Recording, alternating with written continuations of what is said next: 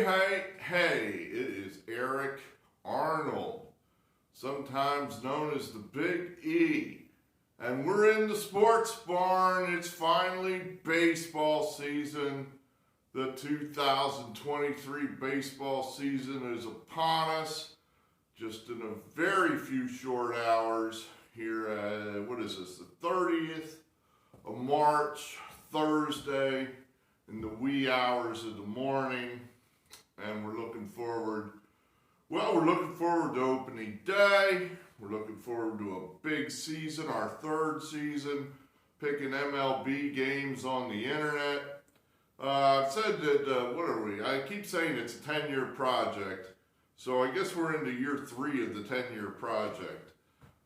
We've eked out moderate gains in year 1 and 2 in MLB. Other sports have been hit or miss. I'm kind of thinking that our bailiwick is going to be baseball. If you're here for the first time and you're wondering, what have I stumbled onto?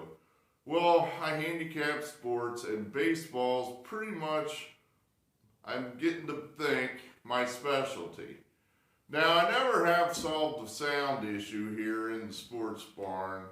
It's a long story of which I do not totally want to go into all the technical details. So my solution for now is I'm just going to yell at the camera without a microphone. So I'm going to talk slower so I can catch my breath every now and then and not have to talk fast and then my voice drops out and you can't hear what the hell I'm saying. So I'm going to pretend like you're sitting in the far back of the barn here, like way back there on the other side of the camera, so you can hear what I'm saying. And we'll see how that goes. All right, so, well, looking forward here, I started to go through the totals, and there's going to be an episode of the Politics Barn before I get into this too much. And you're saying, now what are we talking about? Well, we also have another channel on Rumble where we talk libertarian / right-wing politics that we're unable to talk about on YouTube because YouTube are a bunch of fascist, censor-crazy little twits. So we're not allowed to talk like men here on YouTube. So rumble.com and then look for PoliticsBarn, all one word, PoliticsBarn, and there'll be a new episode up there as soon as I conclude shooting this episode. All right, back to baseball. We have 4 picks for you for opening day. 4 picks. So we're jumping right in. Why not? But looking at these totals, I kind of think this is somewhat of a fool's errand. In other words, to bet a total, you give the bookie your money, and they hold it for like 6 months. You could give your money to a CD right now for 6 months, and they're going to pay you 4 or 5% on your money. The rate of return is just too good to give it to a bookie for 6 months. And then your chances of being right or wrong are probably around the same rate of return that you're going to be guaranteed by giving it to a bank and letting them pay you 4 or 5% for a 6-month CD. So I kind of think that's a fool's errand betting these totals. But nevertheless, I think it's kind of fun just to look at them, just to kind of see what other people, the betting markets, sort of think about all the various teams, your team, if you will. I'm not going to post one thing we're going forward this season. A couple technical, for you frequenters of this channel. I used to call you guys the magnificent bastards.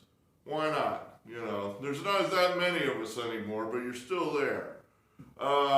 No graphics, it's just too much time to make these videos where I drop images into the videos because that involves editing, it involves rendering, it involves shrinking of the video so it's small enough that YouTube can handle it. it's a pain in the ass, and it takes a lot of time. So that's one thing. Second thing, my picks are going to be at betstamp.com. You just look for my name, Eric Arnold, and that's where I'm going to also post my picks. I don't have a Twitter account, so I'm not going to be tweeting them out. Maybe at some point I may do that, but for now, you just got to go to betstamp.com, look under Eric Arnold, and that's what I'm doing for that day. So if you can't, I want you to watch the video because, I'm wasting my time. Not wasting my time. I'm spending my time to entertain you people, to try to educate you people. So it doesn't hurt my feelings when there's more than 6 people that actually watch the videos. Let's put it that way. All right, so now back to the totals. The American League, they got the Yankees on top with 94.5 wins. They had the Indians on top in the Central with 87.5 wins. And then they got Houston on top in the West, of course, with 94.5 wins. Some things that jump out at me here. I think they are underestimating the Tampa team. They've got them at 88.5. Nobody thinks that Tampa has any chance at all winning that division. I think Tampa's still a really good team. And they're getting back some guns, if you will. Glass now missed most of last year with a big arm injury. He is going to return at some point this season. That's a big gun for them. They always have young guys in the pipeline that they could bring up, so the organization always has depth. They've got 2 young budding stars that could emerge this year as potential MVPs in Wander Franco and Randy Arozarena, who ran all over the place in the World Baseball Classic. So Tampa, I think, is a solid team that should win more than 88 games. That's where we're kind of leaning there. That seems like a team you can look at.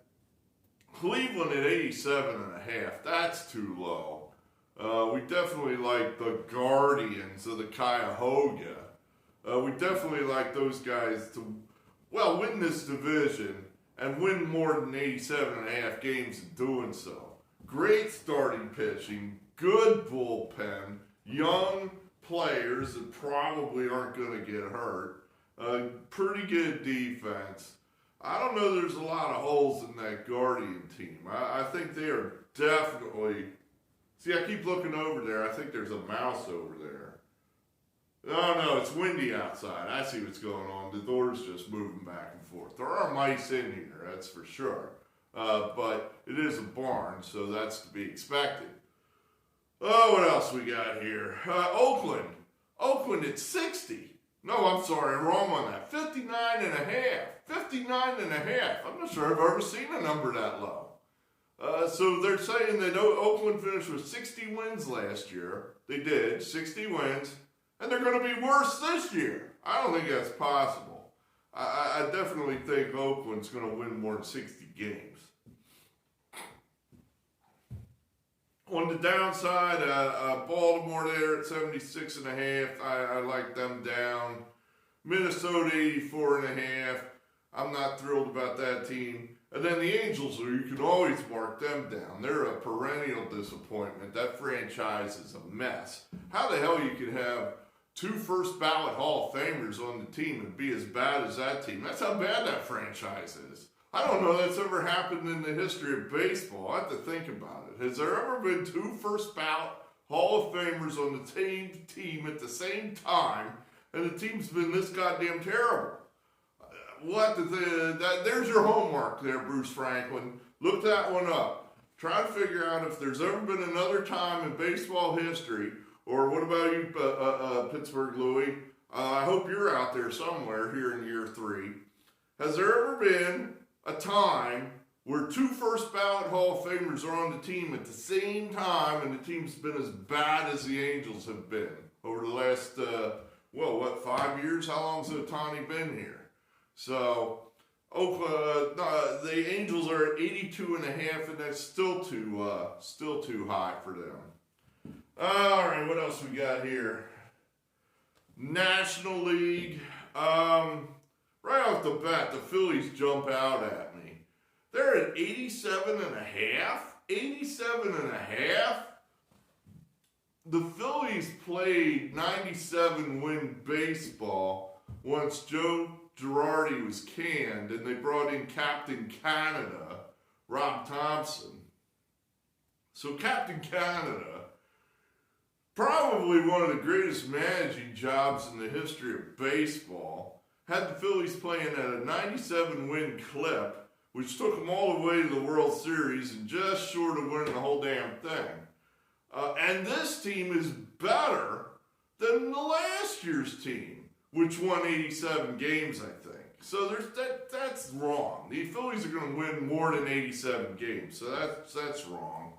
There's Washington at 60.5. That seems ridiculously low.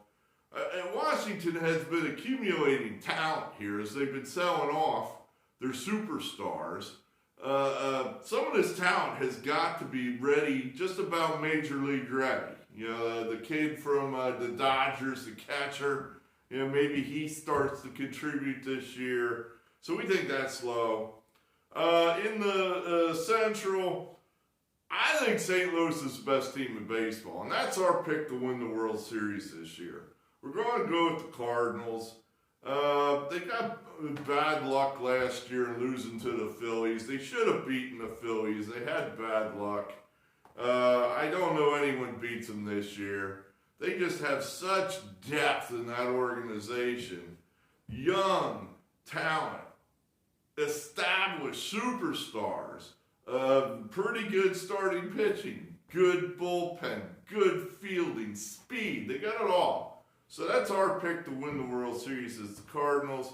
Obviously, you're getting great value at 89.5 for that number.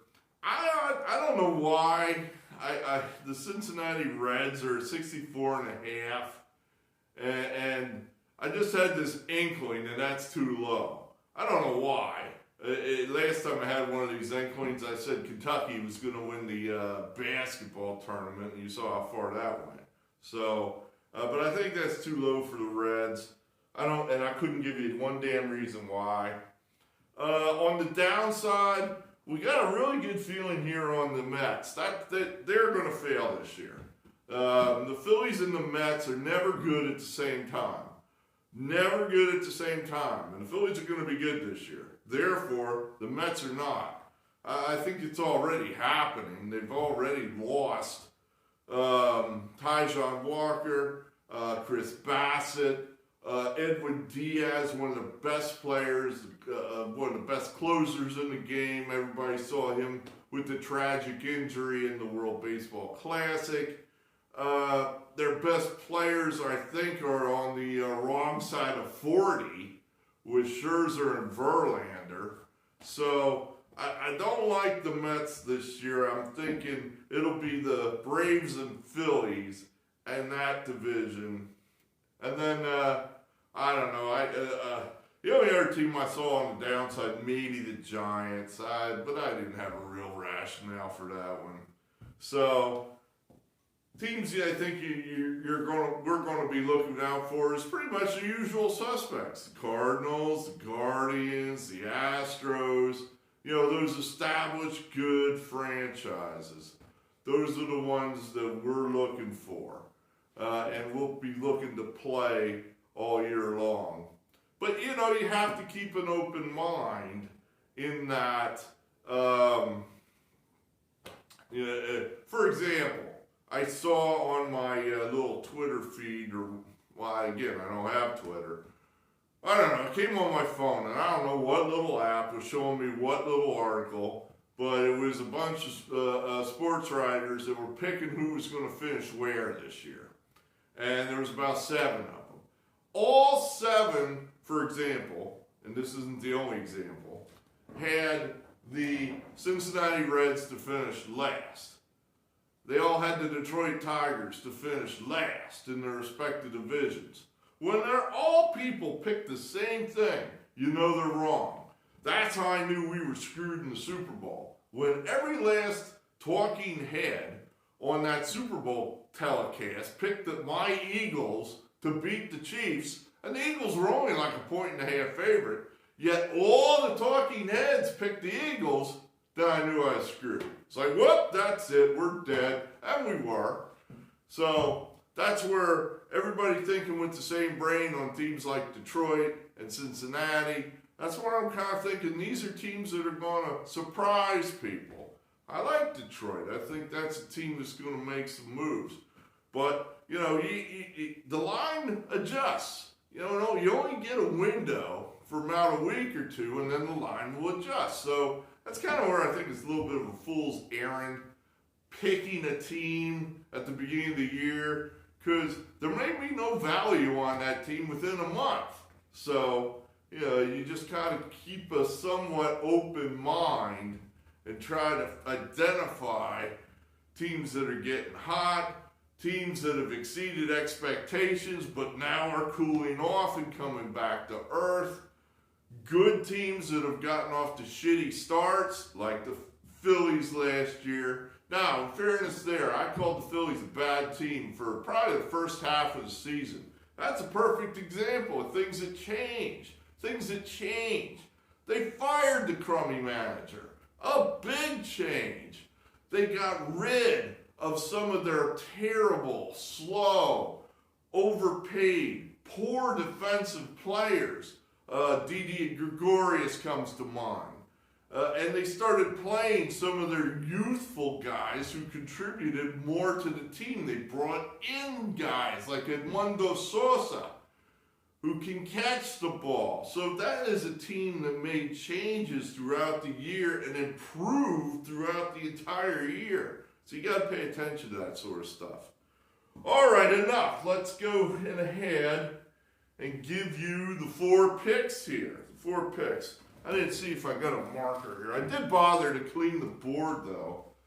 I had some guy that would complain about that. I'm sure that since we don't really make that many videos anymore, I'm sure that guy's long gone. But the board is clean. I'm just pointing that out. All right, let's start early here. We're got a mixed bag here. I guess the first game's the Yankees. I thought about that one, thought about taking the Yankees. Ah, man. I haven't had a hell of a lot of luck with Garrett Cole, and I really don't quite trust him. But, you know, if you were going to be somewhere, I think you would want to be on the Yankees, but I'm not playing that one. What we are going to play... What number do we get there?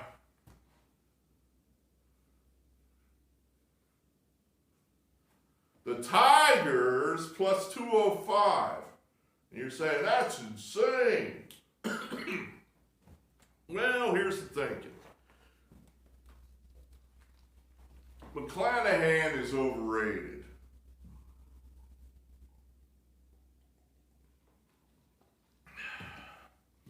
People see his strikeouts and they get all excited, and he just doesn't win commensurate with the odds you gotta lay. And these are crazy, stupid odds here. You know, I don't think what this says there, that number says that the Tigers have about a 33% chance, maybe less, of winning. I think they got a much higher chance of winning this game than that. So I think that's where we're catching some value. Eduardo Rodriguez, he's one of these battle-hardened starters that just hangs around and just gives you a chance. And he's faced the Rays many times when he was with the Red Sox, and he's had some middling success with them. So we definitely like the Tigers there to open up at plus 205. We think we're catching great value there. Happy DeGrom Day. Happy DeGrom Day.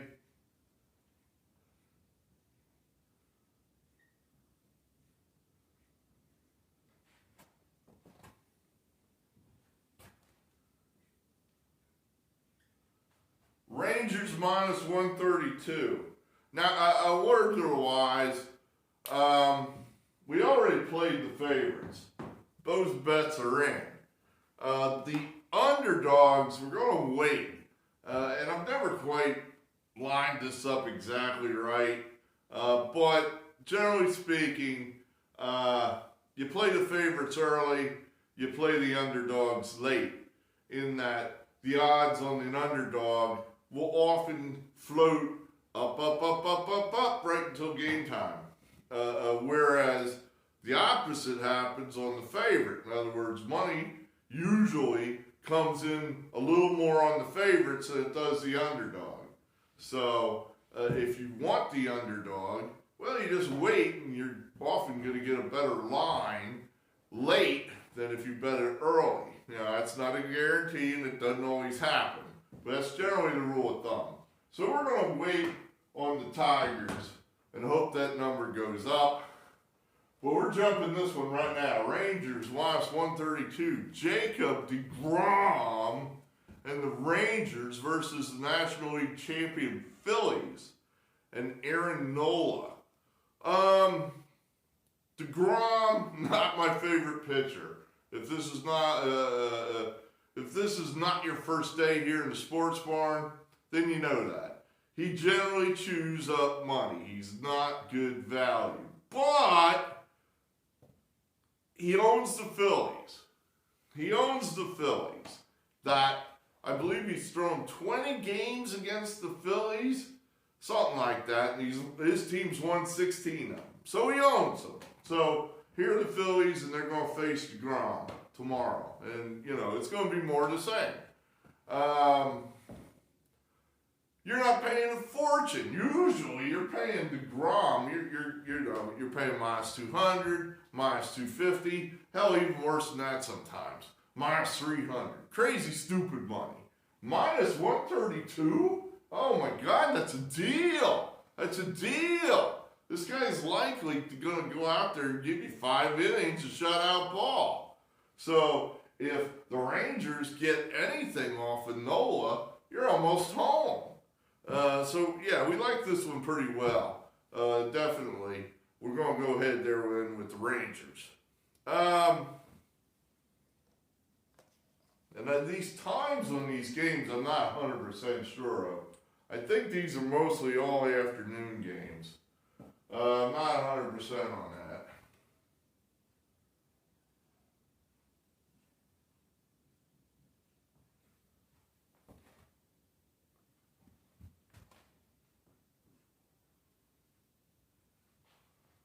The Rockies at San Diego. Well, this is quite, normally you don't touch the Rockies outside of Coors Field. You just don't. But they do play half decently against some of their divisional opponents. I think maybe I've always thought it had something to do with the humidity. In other words, I don't know it's the altitude so much as it is the humidity. If you've ever spent time out there in the Rocky Mountains, it's dry. It's just, and then you come, say, to the east, like here to Philadelphia. Yeah, ask Chase Utley about what Philadelphia humidity is like. He hated it because he's a California guy, and you never get used to it. And that's why I've always thought the Rockies struggle on the East Coast, because it's just so different from what they're used to. But I think San Diego, weather-wise, is pretty similar to Denver, dry, and the Rockies' history in San Diego is not terrible. We love the pitching matchup. We love this pitching matchup. They got Blake Snell going for them. And I've seen some of these publications picking this guy Snell to win the Cy Young Award and all this other stuff. This guy sucks. He sucks. Would you believe that the great team that San Diego had last year, where I think they did win more than 90 games finally. I mean, I don't know how you could not win 90 games with the lineup they're putting out there. Blake Snell, the number of starts he had, his team had a losing record, if you can believe that. That's hard to believe. Whereas his opponent, Herman Marquez, who is a bad team, the Rockies, his team had a winning record in games which he started. He's one of the best values out there. If you as Casey Stengel said, you can look it up. So we love Marquez versus Snell. We're getting crazy, stupid value there. We're going to wait to play this just because I kind of think certainly the Padres are a public team now, and I'm expecting that number to go up as money floods in on the Padres. So we're going to wait till game time to play that and hope to get a little more than 183. But you're getting crazy, stupid value right now. So definitely the Rockies. Last but not least,